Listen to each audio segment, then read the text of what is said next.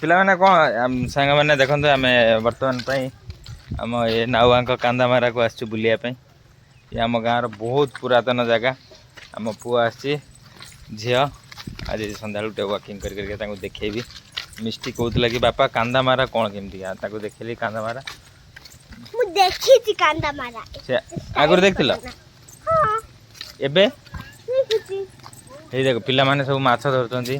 ଏଇ ଗୋଟେ ଜଣେ ମା ଦେଖ ଭାଇମାନେ ମା ମାଟି ମୁଣ୍ଡେଇକି ଆସୁଛନ୍ତି, କେତେ କଷ୍ଟ କରୁଛନ୍ତି ଦେଖନ୍ତୁ। ଏ ଯେଉଁ ଇଏ ଫୁଲ ଦଶହରା ହେଇଲାଣି ବୋଲି କେତେ ଫୁଲ ଫୁଟିଛି। ସେ ଆମ ଭାଉଜ ଦେଖନ୍ତୁ ମାଟି ମୁଣ୍ଡେଇକା ଆସୁଛନ୍ତି, ବହୁତ କଷ୍ଟ କରୁଛନ୍ତି। ଭାଉଜ କୁଆଡ଼େ ଯାଇଥିଲ, କୁଆଡ଼େ ତମେ? କୋଉଠି କୋଉଠି? କୁକୁର ଘରେ ତାଡୁଛନ୍ତି ବୋଲି ମାଟି ଆଣିକି ପକେଇବେ, ଚୁଲିରେ ପକେଇବ। ମାଛ ଦେଖିବ, ମାଛ ମାଛ ଏଇ ମାଛ ଦେଖିବ। ଆମେ ଆଣିବା ମାଛ ଧରିବା ଆମେ। ହଁ ମିଷ୍ଟି ତମକୁ ଏଇଠି ଛାଡ଼ିଦେନେ ତମେ ପହଁରିକି ଯାଇପାରିବ, ସୁଇମିଂ କରିପାରିବ। ହଁ ସେ ପୋଲ ଉପରେ ବି ଲୋକ ଯାଉଛନ୍ତି, ଯିବ ପୋଲ ଉପରକୁ। ଏଠି ପୁରା ଅଥଳ ପାଣି। ବାବା ଆଉ କେତେ ଦିନ ପୁରା ପୋଲ ଡୁବି ଯିବ ନା?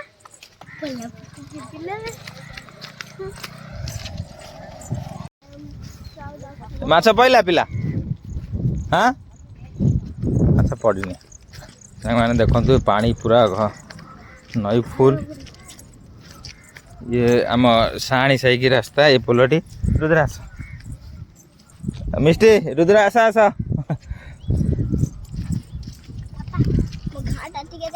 ହଁ ଦେଖନ୍ତୁ ସାଙ୍ଗମାନେ ବହୁତ ପାଣି ହେଇଯାଇଛି ଏଠି ଅଥଳ ହବ ପୁରା ପାଣି। କେତେ ଲୋ ମଛୁଆ ମିଷ୍ଟି ପଡ଼ିକି ଦେଖନି ସେ କେମିତି ଘା ହେଇଯାଇଛି, ବଦମାସି ହବ। ଆଉ ଏଇଠି ଦେଖ ବଢ଼ିଆ ମଜାର ପାଣି ଆସୁଛି। ମୋବାଇଲ ବାହାରକୁ ରଖ, ଆମେ ଆଗରୁ ଏଇଠି ଗାଧୋଉ। ଏ ଜମା ଏଠି ପାଣି ଥଳ ଧରିବନି, ଥଳ ଏଠି ପାଇବନି।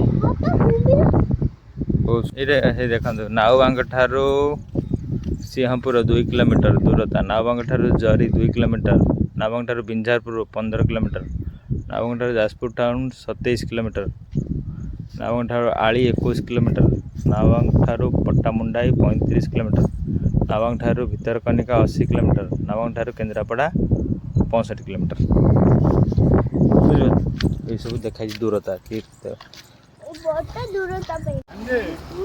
ମାମୁଁ ମାମୁଁ ମାମୁଁ ଶୁଣ, କୁଆଡ଼େ ଯାଉଛ?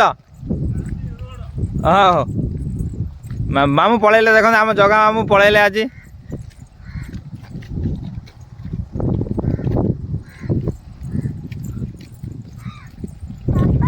ସେମାନେ ଦେଖନ୍ତୁ ଇଏ ହେଉଛି ଆମ କାନ୍ଦମାରା, ଇଏ ହେଉଛି ଆମ କଚେରୀ ବାରି। ଇଏ ହେଉଛି ବହୁତ ପୁରାତନ ବାରି।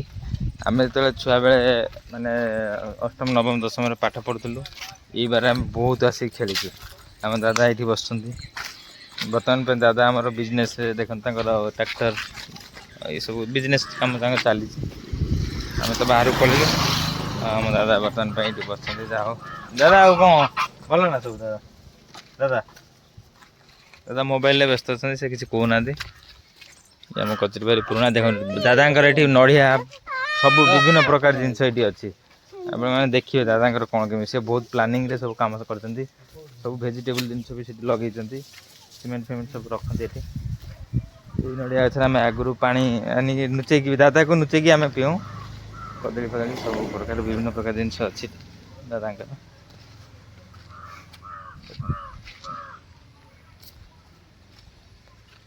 ବର୍ତ୍ତମାନ ପାଇଁ ଆମ ନୀଳାଦା ଆଇଲେଣି। ନୀଳାଦା, ଆଉ କ'ଣ ଖବର? ନା ଆମେ ସବୁ ଏ ବୁଲୁଛୁ ଆଉ ଦେଖୁଛୁ ସବୁ କ'ଣ କେମିତି ଆମ କଚେରୀ ବାରି। ବାବୁ ନନା ବୋଧେ ଭିତରୁ ଯାଇଛନ୍ତି। ଆମ ବର୍ତ୍ତମାନ ଦେଖନ୍ତୁ ଭାଇ ବର୍ତ୍ତମାନ ପାଇଁ ସେଠି ବସି କ'ଣ ଫୋନ୍ରେ କଥାବାର୍ତ୍ତା ହେଉଛନ୍ତି, ଆଲୋଚନା। ଠାକୁର ପାଖରେ ଏଠି ଅଛି, ସବୁ କଥାବାର୍ତ୍ତା ସବୁ ଚାଲିଛି। ଦେଖନ୍ତୁ ଦେଖିଲ ଦାଦା ଯାଇକି ଆଇନି ନା ଆଇନି? ହଁ ପଚାରିନି ବା, କଥାବାର୍ତ୍ତା ହେଇକି ଆଇନି। ଏ ବର୍ତ୍ତମାନ ଦେଖ ଆମ ଲୁଲୁ ଆସିଗଲେ। ଏଇ ଯେଉଁ ଲୁଲୁ ରକଷ୍ଟାର ଲୁଲୁ, ରକଷ୍ଟାର ଲୁଲୁ ନାଚ ଚାଲୁ ପଳେଇ କୋଉଠି ଧନ କାଇଁ ଲାଲ ଦେଖାଯାଉନି। ସେ ମାଛ ଧରୁଛନ୍ତି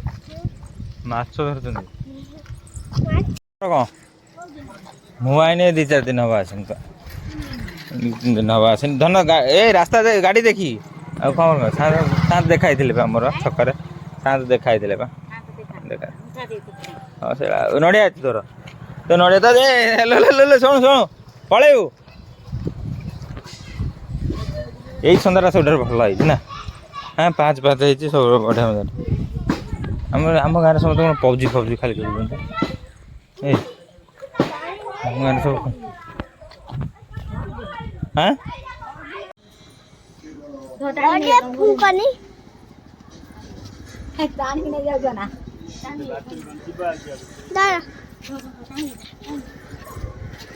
ଆସିକି ଦେଖା ହେଲାଣି ତୁ ମୁହଁ ତଳକୁ କରି କ'ଣ ପଳଉଛୁ ଆଉ କ'ଣ ଆଇଲୁ ବହୁତ ଦିନ କ'ଣ ଆଜି ଆଇଲୁ ଆଉ ସେଇ ନାଇଁ ମୁଁ ହବ 2-3 ଦିନ ହବ ଆସିଛି ଆଉ ସବୁ ଭଲ କାହା ଦେହରେ ଦେଖିଥିଲୁ